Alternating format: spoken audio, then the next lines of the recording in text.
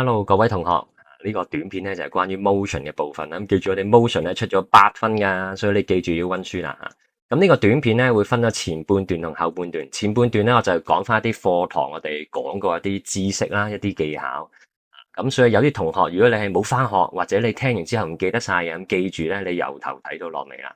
咁後半段咧我會講翻呢個 worksheet 後面咧好似都有10條嘅題目噶。咁我哋咧就會講下點樣將我哋嘅知識運用喺呢啲題目上面或者點樣用一啲好特別嘅技巧吓。咁所以如果上堂已經聽明晒啲基礎知識嘅同學咧，你可以直接跳去後部分，咁可以做完練習對下答案，或者邊一題唔識嘅咧，聽下我嘅解釋咁樣。OK，咁我哋事不宜遲，我哋開始啦。咁motion 呢一個部分咧，我哋主要學兩幅圖啊。第一幅圖咧就係呢個 distant time graph，distant time graph。咁佢係有啲咩作用咧？佢係用嚟記錄低咧一個物件，佢隨住時間咧不斷移動咧，佢個距離上嘅變化。例如睇睇呢個 example 吓，咁我哋見到呢架車咧就不斷移動緊行緊啦。咁佢依家離開呢個起點咧，佢個 distance 係不斷增長緊嘅。例如1秒鐘咧就去到4米，然後2秒鐘咧話去到遠啲啦，行咗8米。咁我哋將呢啲資訊咧畫翻落幅圖咧，你就會得到一幅咁樣嘅直車線圖。你會見到咧呢一個 distance 咧係不斷上升緊嘅感覺嘅 ，feel 唔 feel 到啊？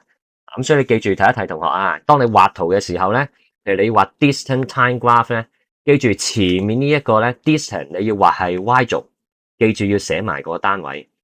後面呢一個 time 你就要畫係 x 軸，咁你記住亦都係要寫埋個單位㗎。要畫圖嘅時候要小心啲，特別有格仔紙嘅時候，有格仔紙你要數清楚哦。你想究竟一格係1啊，定一格係10啊？咁樣你可以自己判斷嘅，一個合適嘅 scale 去畫圖。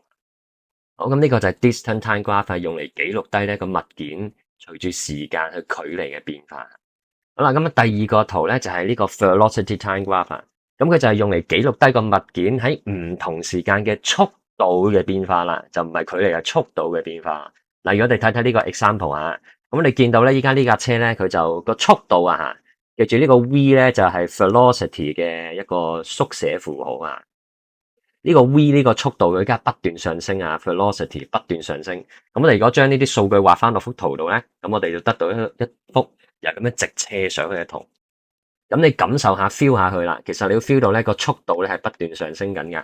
咁都要留意啦吓，又係前面呢個 velocity 要畫喺 y 軸，後面呢個 time 咧你要畫喺 x 軸嘅，記住都係要寫單位。OK， 咁有時我哋為咗方便咧，咁我哋會用一啲縮寫嘅符號去代表一啲字嘅，例如 velocity 咧，我哋通常會用個 v 字咧去代替佢嘅，唔係單位嚟啊，呢個係一個符號啊，我哋叫 symbol，OK， 唔係 unit， 唔係單位啊，速度嘅單位始終係 ms 嘅，得唔得 ？OK， 咁所以有時咧，你會見佢畫圖嘅時候咧，呢度會寫住個 v 字嘅，其實即係 velocity 咁解 ，OK， 而時間咧，我哋會用一個縮寫符號，用個 t 字嘅，所以有時咧，你會見題目話請你畫一個 vt graph。其實即係要你畫緊呢個 velocity time graph OK， 咁而呢個 distance 都有嘅 distance 咧，我通常會用 s 呢一個縮寫符號嘅，所以你有時咧見佢咧題目要你 draw a st graph， 咁其實即係要你畫緊一個 distant time graph OK， 好，咁主要係呢兩個圖啦。咁但係你見到呢兩幅圖，有時佢啲形狀又好類似吓，咁但係其實佢表達嘅意思可能好唔同㗎。咁所以下一個部分啦，我哋就要學咧 motion 嘅4大類型啦。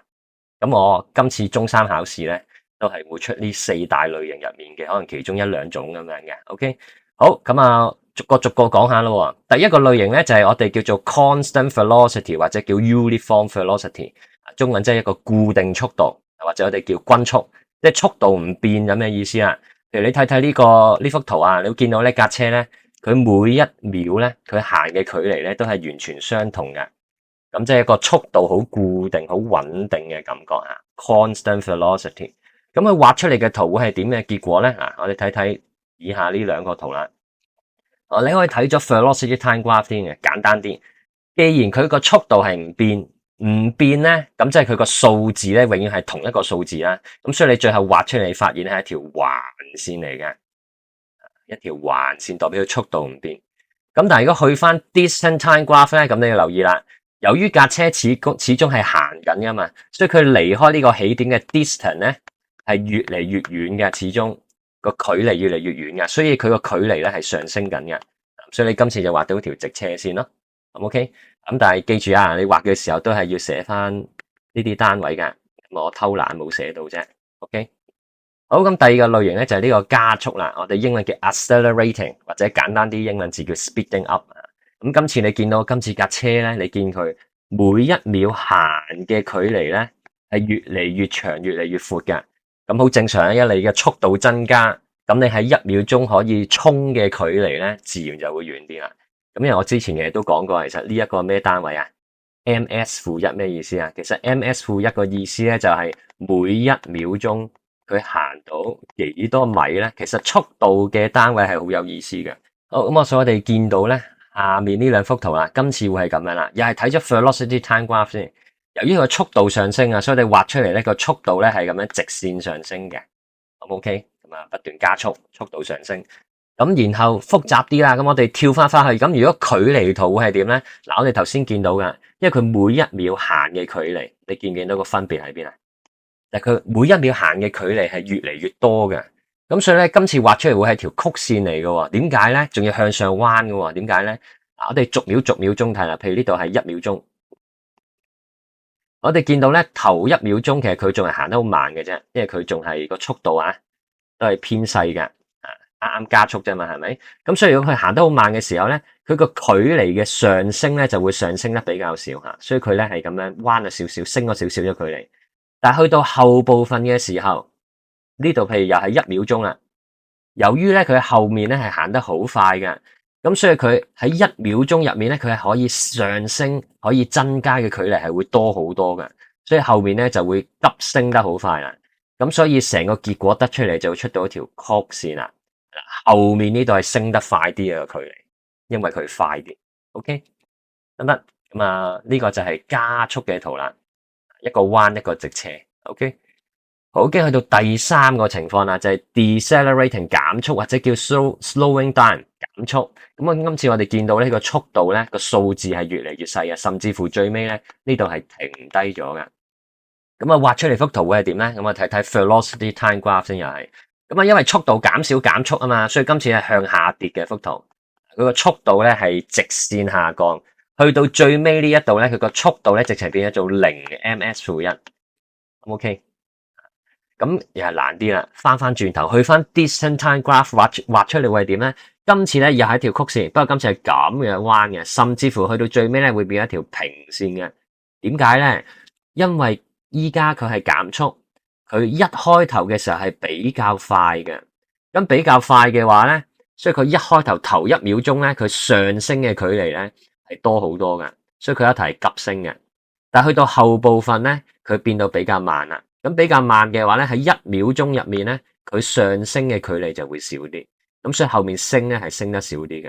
咁綜合起嚟咧，佢就係咁樣越嚟越冇咁彎啦，越嚟越平啦。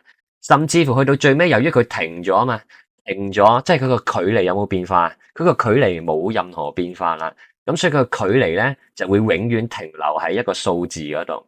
OK，咁所以你畫出嚟就係一個平線啦。嗱，呢個就係減速嘅情況啦。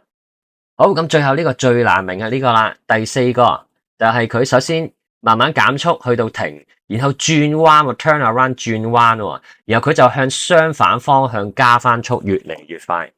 咁畫出嚟嘅圖會係點樣咧？咁我哋首先又係睇咗呢個 velocity time graph 先啦。好，咁首先由於佢減速啊，所以個速度咧就不斷下降，甚至乎咧個速度咧去到係0嘅，停咗嘅。咁跟住咧，佢就轉彎啦。轉咗彎之後咧，佢就會向相反方向咧就加速。咁我哋之前講過嘅就係咧，其實 velocity 係一個有方向嘅一個數值嚟，叫做 vector。咁我哋有時咧可以用正號同埋負號咧代表方向嘅。例如舉個例，我當向右係正，咁向左咧就會係負噶啦。咁所以當你見到佢調翻轉頭行嘅時候咧，你見我特登呢個速度係寫負號嘅。就代表佢係向緊左邊行啦 ，OK 啊。不過 sorry 啊，同學仔啊，咁啊你個工作紙咧，我個時間呢度打錯咗，我數錯咗秒數，你可以改翻係2、3、4、5嘅 ，OK。好，咁我再繼續睇翻啦。咁所以咧，你見跟住個速度咧調轉頭之後咧，佢個速度係變咗做負數噶，代表佢去個相反方向行。同埋如果佢加速啊 speeding up 啊，所以你見個數字咧，即係唔好理個正負號咧，就咁睇個數字咧，你見個數字係越嚟越大嘅，佢每一秒鐘行嘅距離係多啲嘅，所以你見佢咧就會越嚟越大嘅個數字。OK，咁所以最後就畫到都係條直斜線，不過今次係向下斜，仲要係穿咗去負數嗰邊嘅。咁 OK，你就感受下啦。咁又係再難啲啦。咁如果轉咗去 distant time graph 咁會點咧？咁今次咧 distant time graph 咧就係會首先咁樣彎，然後彎完之後咧佢會穿咗去負數嗰度嘅。咁啊發生咩事咧？首先呢一部分我哋見到咧佢咁樣係越嚟越平嘅。發生咩事咧？就係頭先講過啦。當你減速嘅時候咧，你開頭係行得快啲，所以係急升；之後行得慢啲，所以係升得少啲嘅。咁所以由於你依家呢一度係減速啊嘛，所以都會得到同一個結果，就係咁樣彎。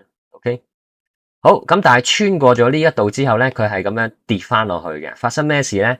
由於咧我哋今次呢個 distance 咧係由起點計起噶，咁你依家調翻轉頭嘅話咧，你係越嚟越接近翻呢個起點，你同起點嘅距離咧係不斷縮小緊嘅。即係譬如舉個例，你本身喺度，你同個起點嘅距離咁遠。當你去到呢度嘅時候咧，你同起點嘅距離咧係縮短咗嘅，甚至乎當你架車去翻呢一點嘅時候，你會去翻個起點，咁你同起點嘅距離就變咗做零啦。咁所以咧，佢最後咧呢一度後部分就會跌翻去零嘅，呢度會，甚至乎當你穿過咗起點之後咧，你架車咧就會離開起點越嚟越遠。咁所以我哋直情會穿過咗去負數嗰度，離開個起點越嚟越遠，越嚟越遠。OK，好，咁所以呢度四大類咧，其實佢唔同嘅情況咧會有唔同嘅圖㗎。咁希望你可以直接 feel 到佢發生緊咩事。咁因為我哋 physics 咧，我哋將來咧亦都非常多呢啲圖表嘅一啲技巧嘅。咁你對於睇呢啲圖表係好差嘅，冇乜觸覺，冇乜感受嘅話咧，咁你將來有機會讀得好辛苦。咁但係為咗應付今次中三呢個考試啦吓，咁如果你真係感受唔到都好咧，你就記住有呢四種情況嘅圖先背，你同我背咗佢，你知道佢係行緊均速啊，定係加緊速啊？你起碼知道佢發生咩事。OK，咁啊盡你能力啦，加油！我知知識比較困難啊，俾心機。咁啊學完四大類嘅圖之後咧，咁我哋仲有兩個技巧要學噶，呢個亦都會經常用到噶。第一個技巧先去到呢個 Session D 啦。好，第一個技巧咧就係原來咧，當你畫咗一幅 distant time graph 嘅時候咧，如果你走去計算佢個斜率咧，佢個斜率咁啱得咁巧，就係佢行嘅速度嚟啦，佢個 velocity 啦。咁啊原因係點解咧？咁啊你應該數學科學過少少係嘛？斜率咧就係 y2 減 y1 除 x2 減x1，即係或者簡單啲圖像啲嚟講啦，即係譬如有一個山坡。你想計呢個山坡有幾斜咧？你就係將佢個高度除翻咧佢個闊度嘅高除闊，咁你咧就可以計到佢嘅斜率嘅。咁我哋套用翻我哋 distant time graph 會睇到件事啦。佢個 y2 減 y1，即係個高啊，其實係咩嚟咧？佢呢個高其實咪就係佢行嘅 distance，佢行嘅距離咯。例如佢去到呢一點嘅時候，佢呢個高其實就係80米，就係佢行嘅 distance 啊。OK，咁個闊係啲咩咧？呢個闊其實咪即係時間嚟咯，係咪？譬如由呢一點去到呢一點，佢總共咧就行咗8秒鐘，係時間嚟噶。咁所以當我哋計呢個斜率嘅時候，當你計高除闊嘅時候咧，其實你就係計緊 distance 除 time，咁自然你會得到 velocity 咯。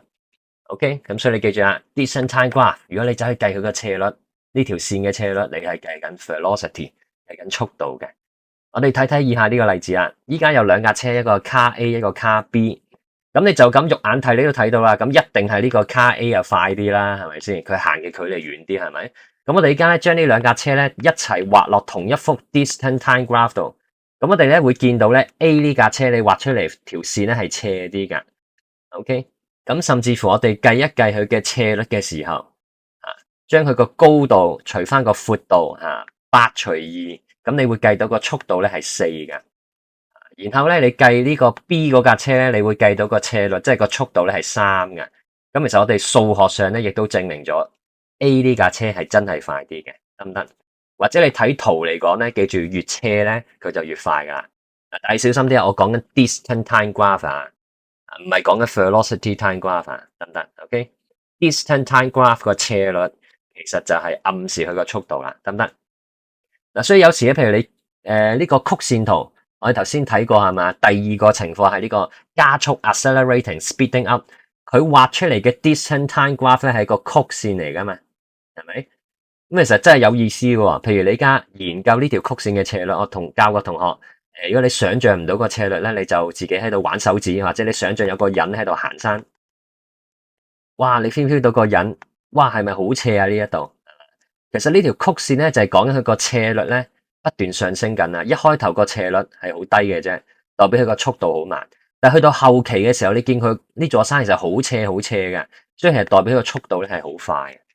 O 唔 OK 啊？所以其實呢啲曲線啊，其實你都會感受到，其實佢個速度係越嚟越快嘅。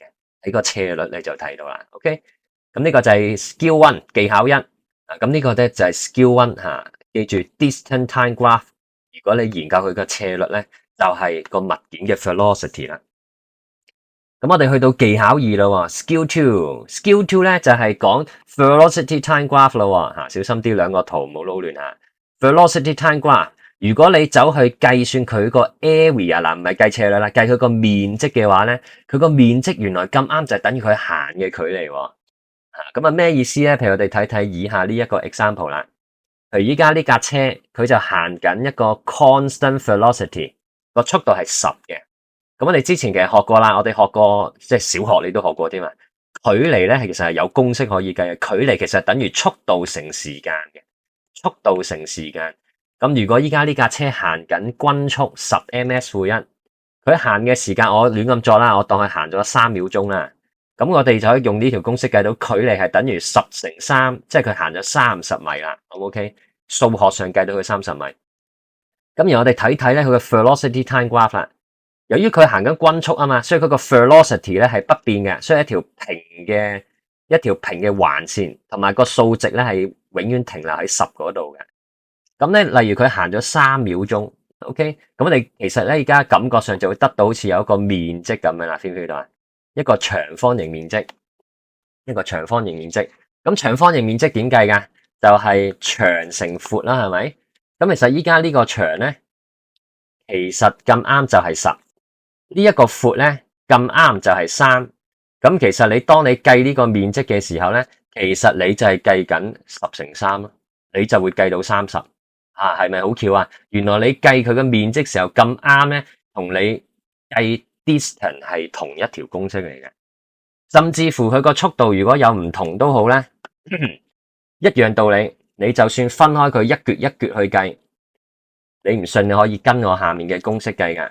呢一個面積再加呢個面積再加呢個面積，其實咁啱就係等於佢行嘅總距離嘅，就係好神奇嘅呢個。OK， 甚至乎咧，如果你學咗微積分之後咧，當然我哋未學啦，咁所以你而家要夾硬接受佢啊。你學咗微積分之後，其實呢一個道理咧，甚至乎可以應用喺唔同嘅形狀添，例如梯形。你走去計佢個面積，又係等於佢行嘅 distance，甚至乎三角形都好，你計佢個面積咧，其實就係等於佢行嘅 distance 嚟噶。甚至乎咧，曲線都好啊，你走去計佢個面積咧，其實亦都係真係等於佢個 distance 嚟噶。不過要小心啲，呢個面積要點計？呢個面積咧係要計你嗰條線同埋嗰個 x 軸呢個 x 軸之間夾住嗰個面積嘅，夾住個面積嘅。譬如舉個例啦。好似下面呢幅圖咁吓，下面呢個例子，今次係一個 U-turn， 即係轉彎嘅 motion 吓，就頭先睇過嘅。咁佢個 velocity time graph 咧就比較特別啲，佢首先咧就會由正數，跟住去到停低咗，轉彎嗰下係0嘅，係停低咗嘅，跟住轉彎變咗做負數，有條直線係直穿咗嘅。咁今次計面積點計咧，都係一樣，就係計翻你條線。你條 motion 嗰條線同埋 x 軸夾住嗰個面積，例如呢一度咧，就係我哋要計嘅面積啊。咁負數嗰度點計咧？負數都係一樣，你嗰條線同埋 x 軸夾住個面積，即係呢一度啦。你要計呢個面積，千祈又唔好計錯。啲同學咧就會計咗，譬如舉個例，佢唔知點解會計咗呢個面積噶。咁呢個面積咧係完全唔啱噶，因為呢個面積咧你都唔係計緊同 X 軸同埋嗰條線嘅夾住嘅面積嚇，呢個唔知咩面積嚟㗎，咁你唔好計啦。記住啊，再講多次啊，你要計呢條你畫嗰條線同埋呢個 X 軸夾住嘅面積嘅，得唔得 ？OK， 好，譬如睇睇呢個例子添啊，直情，譬如可以點樣運用咧？嗱，依家我哋轉彎啦，係咪？轉彎咧有兩個部分嘅，一個就係向前行。好明顯嘅啫，就係佢個 velocity 係正數嘅，OK？咁譬如你而家計翻三角形嚟嘅啫，係咪？你計翻個面積咧，你會計到咧係4.5米嘅呢個面積。好，當佢轉咗彎之後咧，個速度變咗負數啦，咁你就計翻佢同 X 軸夾住個面積，咁呢個面積咧你計到係2嘅。你記住咧，我哋計面積嘅時候咧，都係計翻個正數出嚟先，即係你唔好理呢個負號啊。我想計面積啊，冇負面積嘅，面積你計翻個正數。咁你計完之後咧，最後你要將兩個面積相加定相減咧，就取決於你個問題點樣問啊。譬如舉個例吓，呢一題佢係想問 final distance of the car from the starting point。當你架車喺度行下，轉彎轉開翻嚟，去到呢度，佢離開起點嘅距離係幾遠咧？其實佢係問緊呢度。嗱，咁佢問緊呢度時候咧，今次就要將兩個數字相減咯，係嘛？即係呢一度向前行4.5米，調翻轉頭行有2米。咁我想計呢一度喎，咁係咪4.5減2啊？咁呢個時候你就要減咯。但係如果唔係嘅，譬如舉個例，題目係想問佢嘅，譬如舉個例問total distance travel 咁樣。例如佢想問架車總共行咗幾遠嘅距離啊？咁你就要兩個加埋一齊咯，因為其實你調轉頭行都係有行啦，係咪？你總共行得好辛苦嘅，你行咗6.5米嘅距離，咁呢個時候咧你就要加咯。所以我成日建議啲同學咧，你計面積嘅時候唔好理正負號，總之面積咧就計咗個數字出嚟先，唔好理嗰啲負號啊，一個4.5米，一個2米，然後你將個面積套翻落去幅圖度。你要識套翻落去噶，因為我哋讀 physics 你要識思考。你要諗到呢一嚿面積，佢嘅速度係正數嚟嘅，即係代表緊向前行呢個部分係4.5米。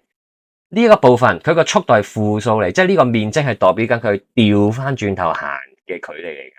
你識配翻一幅圖，咁咧配翻落呢幅圖咧，其實你要加要減咧，你自己可以再決定到。OK。好，咁呢個基礎部分咧就去到呢度啦。咁我哋好快 summary 多次啊。我哋學咗兩個圖，一個 distance time graph 用嚟記錄低個物件唔同時間嘅距離離開起點嘅距離。第二個咧就係 velocity time graph 用嚟記錄個物件唔同時間嘅速度嘅一啲變化。咁咧有4大類型嘅 motion， 一個係 constant velocity 或者叫 uniform velocity 均速，速度係唔變嘅。OK， 距離會直線上升。第二個係加速 speeding up 或者叫 accelerating， 佢個速度咧係會直線上升，咁佢個 distance time graph 係彎上去嘅，後面係升得誇張啲嘅，因為行得快嘛，距離咪行得遠啲咯。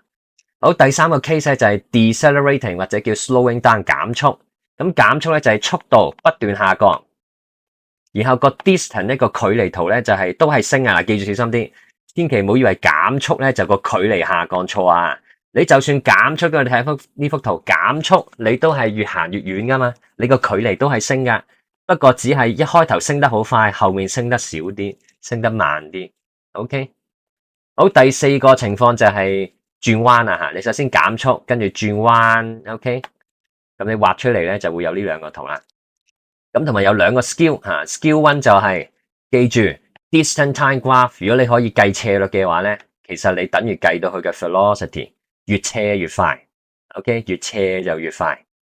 第二個 skill 咧就係如果係 velocity time graph， 你走去計佢個面積嘅話咧，其實你計到佢行嘅距離嘅，乜嘢形狀都得，你只要去計佢面積，你就會計到佢行嘅距離啦，得唔得？不過小心啲，記住計面積嘅時候，你係要計嗰條直線 ，OK， 你畫嗰條 motion 嗰條線同 X 軸夾住嗰個面積。你就唔好走去計奇怪計呢度面積或者計呢度面積就唔好啦。OK， 去到後部分啦，後部分咧就係呢個 section F check point。咁呢度好多題嘅，咁同學可以溫完書之後咧做咗題目先，做完咧你先再對下答案啊。咁咧不過唔好意思啊，有啲地方打錯咗啊。第一題先啊，第一題咧呢個咩 displacement time graph 咧 ，sorry 打錯咗啊。呢個 displacement 咧，請你改翻做 distance。其實 displacement 咧，遲啲中四真係要學嘅吓。不過依家中三我唔想你學太多嘢咁辛苦，所以我跳咗個 displacement，特登唔講嘅。咁你改翻做 distance 咧，我唔記得改翻個字啊。好，仲有第三題啊，sorry 啊，第三題咧就係個選項我打錯咗。B 呢度你幫我改翻做一二吓，本身寫有一三啊，但係其實答案一二先啱啊，sorry 吓，其他都冇乜問題嘅。你遇到啲咩問題，你再話俾我聽啊。OK，好，咁你而家可以撳停個 video 咧，可以自己做咗先吓，做完你可以對答案啦。好，咁啊，同學做完啦嘛，係咪？咁我哋而家對下答案啦。首先第一題，佢就話咧有個粒子啊，佢依家咧係 uniform acceleration 頭先學過就係加速。係咪？咁加速咧，千祈加速就係升上去，咁揀呢個圖啊，其實答錯噶。點解咧？因為喂，小心啲睇下呢個咩圖啊？佢今次要你畫 distant time graph，distant time graph。咁如果你加速嘅話咧，個 distant time graph 咧冇錯係升嘅，不過咧佢係彎上去升嘅，所以答案係 D 先啱。點解咧？因為頭先講過啦 ，Skill One 喺 distant time graph 嚟講咧，佢個斜率就係代表速度嘅。咁所以如果你速度上升嘅話咧，你個斜率都應該係越嚟越斜嘅，所以應該要彎上去先啱。OK， 越嚟越斜嘅，後面係升得快啲嘅個距離，所以答案係 D。OK， 或者你完全諗唔明呢啲嘢咧，其實你夾硬係為咗呢次考試，你夾硬背咗呢啲圖先。譬如呢個 accelerating， 佢 distance 咪彎上去咯，你夾硬死背咗先，可能都有機會答得啱吓。OK， 咁但係記住啊。我讀 physics 成日唔建議同學死背噶，如果你好多嘢都要死背你先識做到咧，我建議你中四啊唔好揀 physics 啊。OK， 如果你有唔明嘅地方，你盡量問下老師或者問下啲同學。OK， 咁老師可能有時一個方法講出嚟你聽唔明咧，老師可以再試下用唔同方法解俾你聽。咁俾心機啦，加油！好，第二題對下答案啦。第二題佢依家咧就話咧有個人阿 Mary 啊，咁行呢個三角形行。咁佢呢度行咗10秒鐘，咁呢度咧行咗20秒，即係呢度行慢啲啦。咁最後行呢條路咧就係又行翻10秒鐘，所以其實你而家可以判斷到咧，佢個速度係由快跟住變成慢，跟住又變翻快嘅。咁頭先有講過啦，喺 distant time graph 嚟講咧，佢個斜率係代表速度嘅，斜率係代表速度嘅。所以邊一幅圖係代表快慢快咧，就係要睇個斜率啦。答案係 C。呢一度係斜啲，所以代表佢速度快。呢一度佢慢啲，所以你見佢個斜率咧都係比較係低啲嘅。跟住佢又變翻快，所以又變翻斜翻。所以答案係 C 係最合理嘅，其他都唔合理噶。譬如呢一個點解平咗啦？如果 distant time graph 呢一度平咗嘅話，知唔知代表咩意思？平咗代表佢停咗啊，佢個距離停咗喺呢個數字度冇變化，係停咗。但係佢都唔係停咗，係咪？佢仲行緊噶嘛？不過佢行慢啲，行咗20秒咁解啫。OK， 咁所以好多邏輯嘅嘢諗，我哋讀 physics 要好燒腦嘅，係咁諗嘢，邊啲啱，邊啲唔啱咧？係咪？加油啊！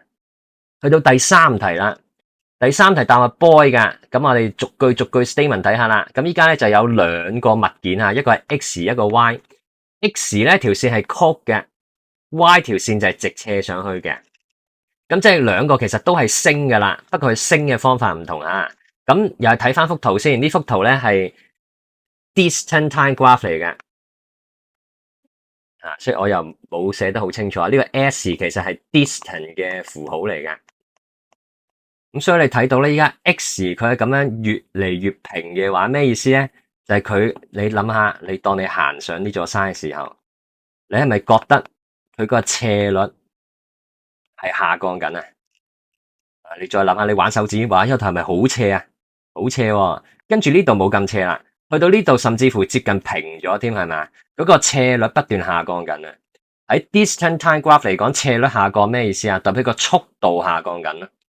咁所以 X 咧係的確係減緊速嘅，越行越慢。OK，咁 Y 又點咧？Y 咧其實一條金字係直斜線啊。咁直斜線其實真係代表佢佢個 slope 咧個斜率係冇變嘅。咁呢個斜率冇變嘅話，即係佢行緊咧係一個 constant 嘅 velocity 啦，即係佢而家係均速移動緊，速度唔變嘅。OK， 好，睇睇第二句啦。第二句佢話依家 x 同 y 咧喺同一個 period 即係一段時間咁解。佢喺同一段時間入面，佢哋行嘅距離咧係一樣嘅，啱唔啱？咁啊啱喎，即係大家去到同一秒嘅時候咧，佢哋行嘅距離咧都係去到同一個距離嘅喎。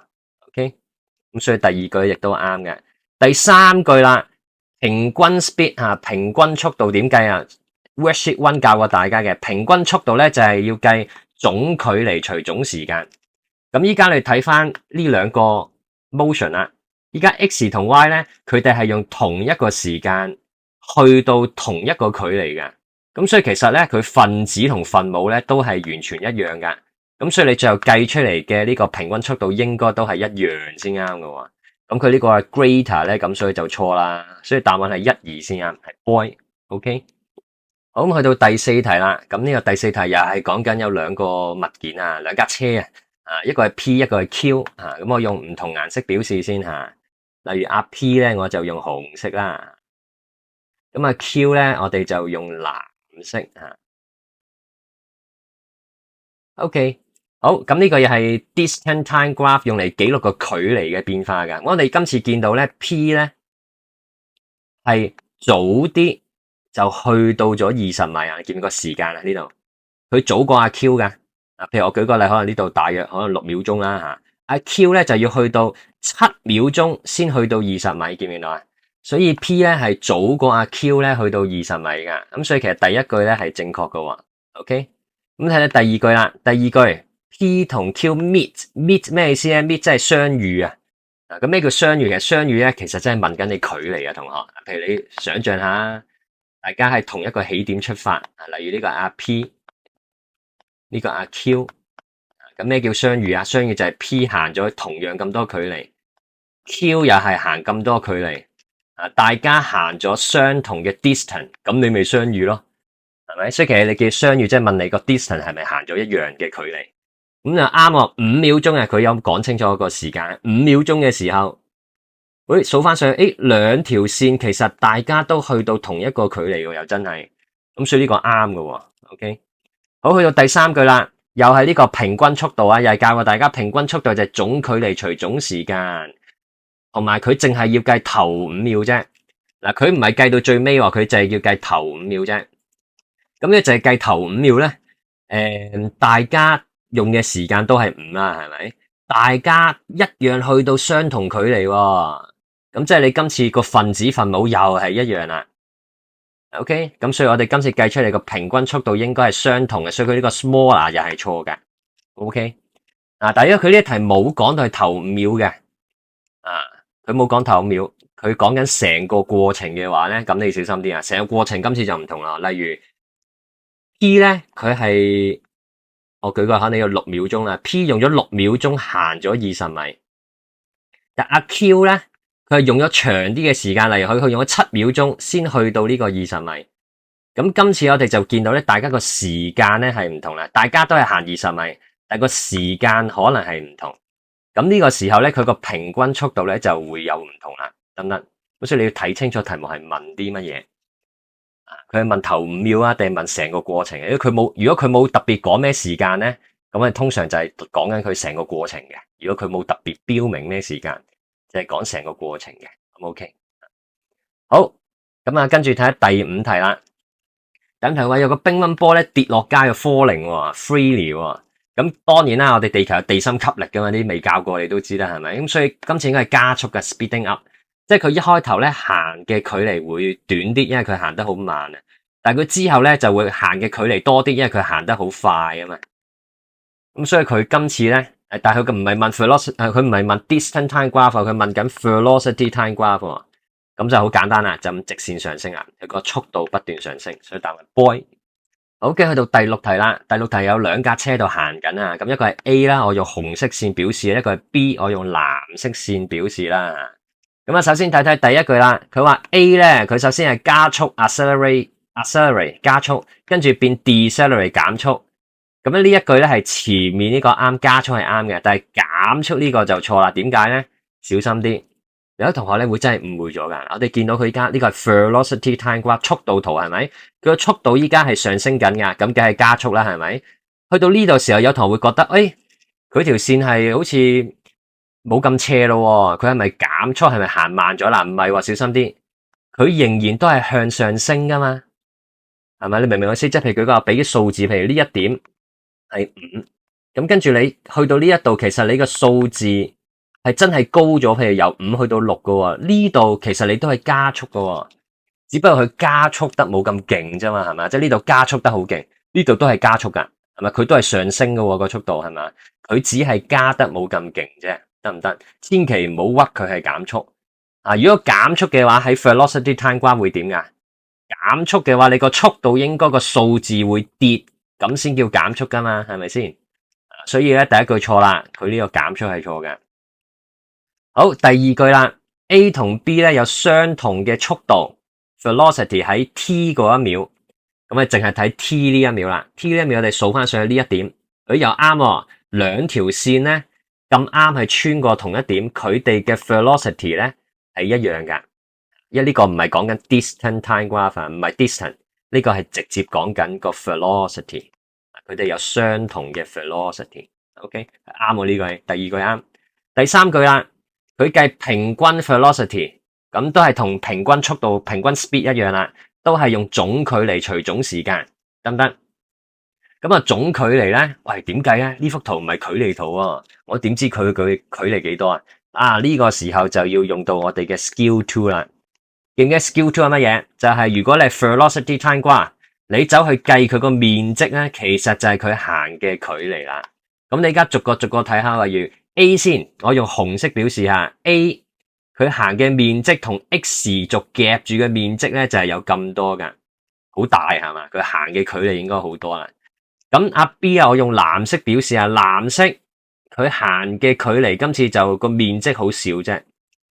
代表佢行嘅距離係比較少，咁都合理啊！你諗下 A 佢嘅速度係高過阿 B 好多㗎喎，係咪？你見條線係高佢好多喎，咁佢行嘅距離遠啲，亦都非常 make sense 合理，係咪？咁所以你睇翻最後呢條公式啦，總距離除總時間，今次 A 行嘅距離咧係大過 B 好多噶，咁所以咧。你計出嚟嘅平均 velocity 應該係唔同嘅，應該係 A 大啲嘅，所以佢話對 same 咧係錯嘅，應該 A 係大啲嘅。咁所以咧呢一題得第二句係啱嘅啫，所以答案係 B。好，去到第七題啦，第七題咧就係講緊有個人咧就喺度行街啦吓，咁咧俾咗個 velocity time graph 俾你，咁就係咁樣嘅。呢圖覺得哇，好似好複雜喎。首先呢度有加速，呢一度咧就速度唔變，即係 constant speed 均速。呢一度又減速，哇！咁我點樣計佢個 distance 啊？咁唔使驚，好簡單呢題。我哋又係用 skill 2。如果你係 velocity time graph，你走去計佢嗰條線同 x 軸夾住嗰個面積咧，其實就係等於佢行嘅 distance 啦。咁啊，只不過呢個係梯形面積嚟嘅，複雜少少。咁唔緊要啊，你學過梯形面積係咪？上底加下底乘翻呢個高，高係2，跟住最後除翻2。簡單啊，30秒唔使做完。OK， 得，我哋計到佢行嘅距離啦。OK， 去到第8題啦。咁呢個第8題咧，咁有架車行緊啊。咁我哋見到今次個 velocity time graph 咧係由正數由正數不斷下降。去到個速度變成0，然後甚至乎穿咗去負數添。咁發生緊咩事咧？其實即係暗示緊呢架車咧，佢首先我當佢向右行啦，咁我當向右係正數，所以速度係正數嘅，不過佢減緊速。咁當佢轉彎嘅時候咧，個速度咧甚至乎係變咗做0，停咗車嘅，跟住佢就會轉彎向左手邊行，咁所以個速度咧就變咗做負數啦。咁 OK。一個轉彎嘅題目嚟㗎，由正數變成負數。OK， 咁啊題目問咩咧？題目首先就係問頭2秒，淨係頭2秒佢行嘅距離，咁我哋就淨係計頭2秒嘅距離啦。咁所以又係用 skill 2 velocity time graph， 如果你真係計佢個面積咧，個面積就係個距離。咁呢個就係一個三角形面積。OK， 咁你計到20米啊，所以答案20。跟住佢就問，去到3秒鐘嘅時候，佢架車離開個 starting point， 離開起點嘅最終距離係幾多？咁呢個時候咧，你就要諗翻，其實佢要計咩咧？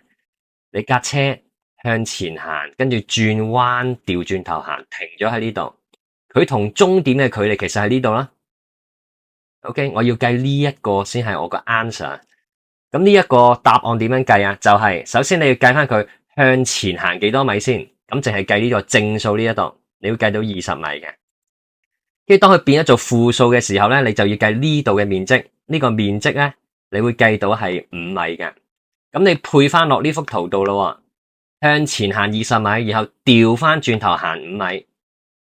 咁呢一度你自然係20減5咯，所以係答案係15米啦，得唔得？OK，所以你記住計面積嘅時候咧，第一係要計你嗰條 motion 嗰條線，同埋 X 軸夾住嘅面積，即係計緊我圖入面紅色同藍色嘅面積。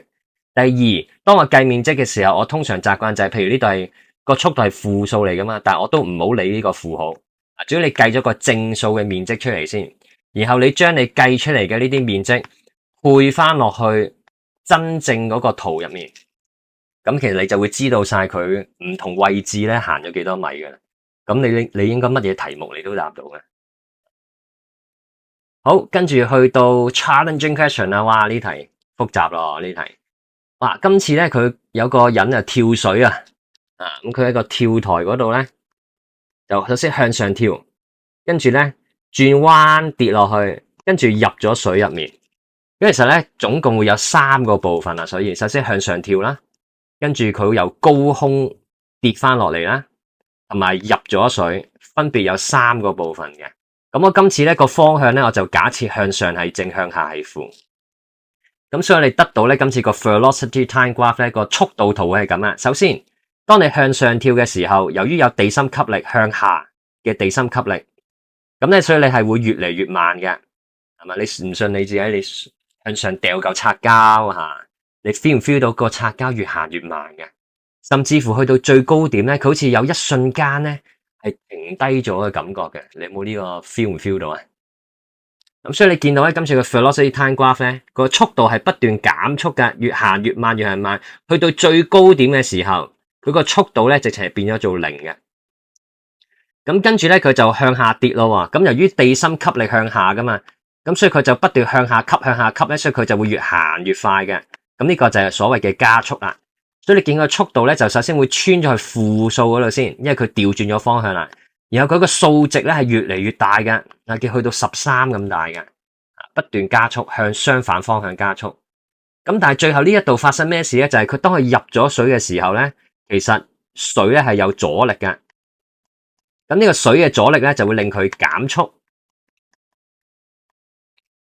咁當佢減速嘅時候咧，佢個速度咧就會慢慢個數值咧就會越嚟越細，越嚟越細，甚至乎咧最後去咗做0。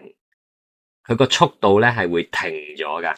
OK， 咁所以今次嘅複雜係3個部分啊。一開頭減速，跟住加速，好越嚟越快，越快，嘣跌落水之後佢會減速。OK， 咁就有咁多唔同嘅情況出現啦。咁啊，我哋又係嗰句啦，分開嚟計翻啲面積先，例如。第一段你會計到佢嘅面積係 0.45， 呢一個係第二段，又係計翻喺度 X 軸夾住個面積，即係呢一度咋，淨係 OK， 咁啊計到 8.45 嘅。最後佢入咗水之後，佢個速度減少到去0速度，呢一個部分計到嘅面積咧係 2.6 米。咁當你計到晒啲面積之後咧，其實你就要識配翻落去呢幅圖度。例如呢一個部分 0.45 米，只係佢向上跳嘅距離嚟啫。跟住呢個 8.45 米就係佢向下跌加速嘅時候向下跌嘅距離。8.45呢一個 2.6 咧就係佢入咗水之後減速嗰陣時行嘅距離。你識配翻落幅圖度，唔係咧最後你係答唔到問題㗎。例如佢今次問咗咩問題咧？譬如佢問 total distance travel 成個旅程佢總共行咗幾多距離？咁我哋咪加晒佢咯。佢總共就行咗0.45啦，再行咗8.45啦，然後再行咗2.6，咁全部加晒佢，就係佢總共好辛苦行咗嘅距離啦。OK，咁呢度係唔計任何方向嘅，你調轉頭行，你都係行咗啲距離，所以都係要加晒佢。OK，但係 B 呢題唔同咯，B 呢題咧佢係問佢個平台離開個水面幾高啊？個平台呢個平台離開個水面幾高咧？所以個答案問緊呢一度啊！哇，咁呢一度點計咧？你就咁望住呢啲面積，其實你係唔識計噶。你一定要好似我頭先咁樣做，你要識將呢啲唔同部分嘅面積配對翻落去幅圖嘅唔同部分，得唔得？咁你先揾到，譬如你依家想計呢一度，其實好簡單啫，咪就係將佢呢一個8.45減翻走呢一個0.45，咪就係呢一個高度咯，就係咁簡單原來。咁 OK，即係答案係8米。呢個算係複雜啲噶啦。OK，去到 challenge question 第2題啊。咁今次就有架車啦，同埋有個貨車嘅。咁架車咧，我就用紅色嚟表示啦。咁個貨車咧，我就用藍色啦。咁你見到咧，今次咧呢架車咧就係佢個速度不斷上升嘅，即係加緊速。而個貨車咧，你見佢速度咧係永遠不變嘅，個數字永遠都係10，即係佢 constant speed 均速咁樣前進緊。咁啊，睇睇啲 statement 邊個係啱啊？首先 A 同 B 咧可以一齊睇嘅。喺10秒鐘嘅時候，其實嗰架車咧同埋個貨車咧嘅速度咧都係10嘅，都係10嘅。咁但係題目唔係問緊速度啊，其實題目問緊距離。咁我哋點樣喺 velocity time graph 入面揾到個 distance 距離咧？又係個 skill 2啦，就係計面積啦。例如舉個例，紅色嗰架車佢今次個面積頭10秒鐘係呢個三角形面積，但係個貨車咧佢係一個長方形面積嚟嘅喎，你見唔見啊？所以你見到其實個貨車咧應該行嘅距離係長啲嘅，咁好合理啊，因為頭10秒鐘嘅時候呢個貨車嘅速度係高過，永遠都係高過紅色嗰架車嘅，高過佢嘅係咪？咁所以你個速度高啲，你行嘅距離遠啲，亦都非常之合理啊。例如我計到個貨車嘅距離係行咗100米嘅，藍色嘅距離100米，有呢個紅色嘅三角形面積咧就係得50米嘅啫。所以10秒鐘嘅時候，你畫翻幅圖咧，類似係咁樣樣啦。你見到咧紅色嗰架車咧係落後咗50米嘅，咁所以就會睇到 A 同 B 咯。首先佢話落後100米錯啦，冇咁多啊，落後50米啫。OK，B 嗰個咩 catch up 即係追到佢啊，咁追唔到啦，你仲落後50米係咪？追唔到佢係咪？咁所以 A 同 B 都係錯嘅。OK。好，跟住我哋睇 C 啦，C 咧係睇20秒啊，咁佢20秒咧就要睇後啲啦，去到呢度啦。咁我哋咧又係睇翻個面積啦，紅色嗰架車個面積係咁多噶，如果你計翻個貨車藍色個面積咧係長方形係咁多嘅，咁如果你計翻兩個面積咧，你會計到貨車個面積咧係200米嘅應該。有紅色呢個面積，咁啱你計翻又係200米嘅，咩意思咧？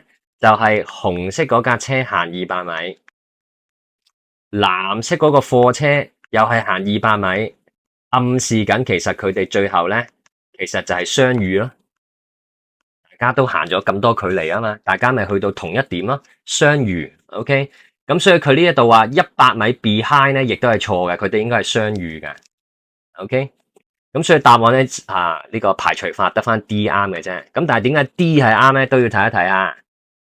題目話咧個貨車咧離開架車係最遠距離喺10秒鐘嘅時候，點解咧？嗱，你睇10秒鐘發生咩事啊？10秒鐘嘅時10秒鐘之前啊咁講，10秒鐘之前咧見到個貨車咧佢個速度咧永遠都係高過紅色嗰架車嘅速度噶。咁你要俾啲想象力啊！你要想象咧，你依家同你個 friend 咧跑緊步，你個 friend 咧跑得好快嘅，OK，然後你咧就你當喺佢後面啦，但係你跑得好慢嘅啫。